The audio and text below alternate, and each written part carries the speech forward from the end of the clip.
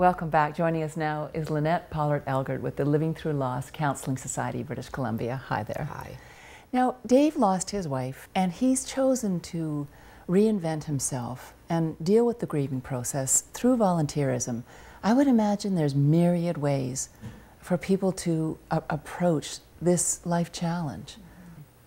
There is, and it's a very unique process. Every person in the world will find a different way to go through this very painful process. And we don't know how we're going to do grief until we're actually in it. So as you're in it, you're exploring that grief process every minute of your day. And it isn't always comfortable. People find very many different ways to do it. Some people get very involved in activities, volunteerism, or some people just stay home and work it through. They go to counseling.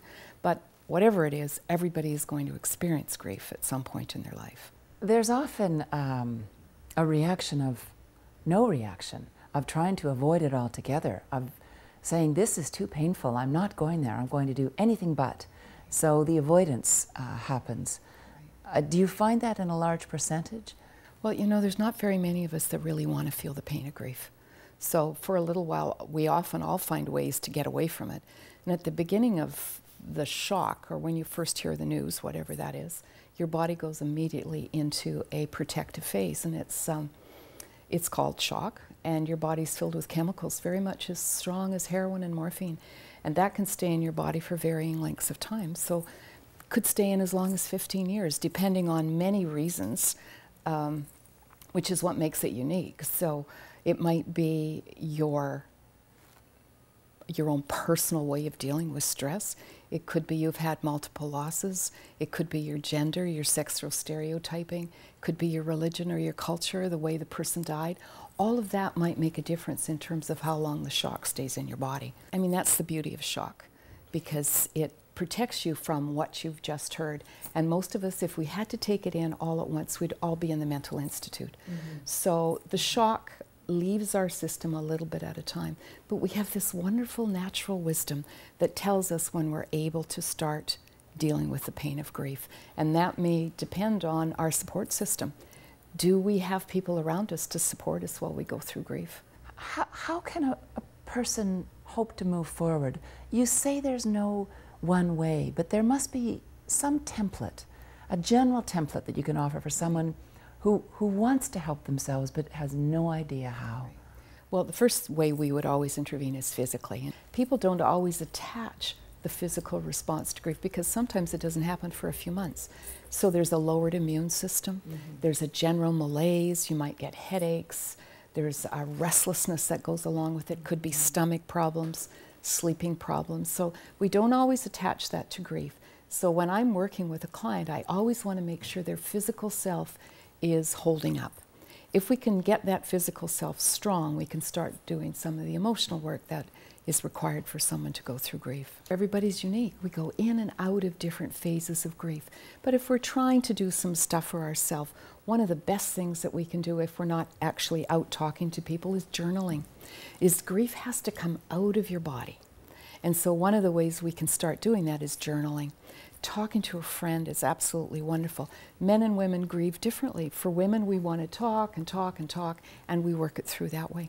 Very often, men need to do something more physical. They need to be more active. But it's useful for them to at least know that they're working through their grief by using journals. That's a helpful thing to do. The best we can ask of ourselves in grief is to adjust to it. There's no cure. There's no healing from it. We adjust to the pain of loss. You mentioned the benefit of journaling, and talking with friends and family functions in that way. For someone who is a friend or a family member helping someone else through the grieving process, what would you suggest? How does one hold that? Such a good question, because most of us say, phone me if you need anything, right? And you know, the person who's grieving doesn't have the energy or the feeling that they want to reach out for help. So it's better if we really want to support someone who's in grief that we reach out to them. We phone them and say, can I help you? Can I get the groceries? Can I take your dog out? Can I do even just little practical things? Can I just sit with you and watch TV?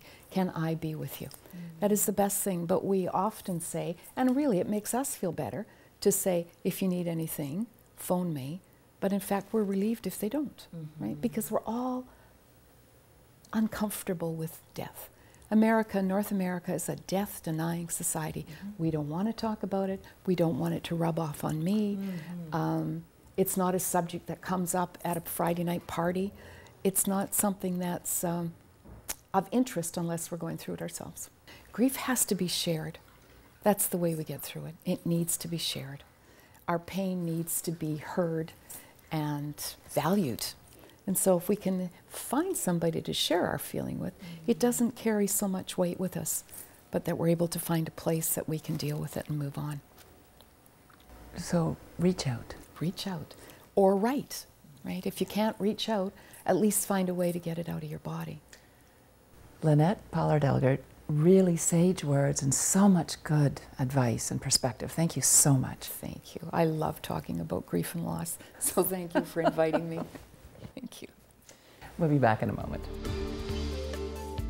North of 49, a guide to the rest of your life.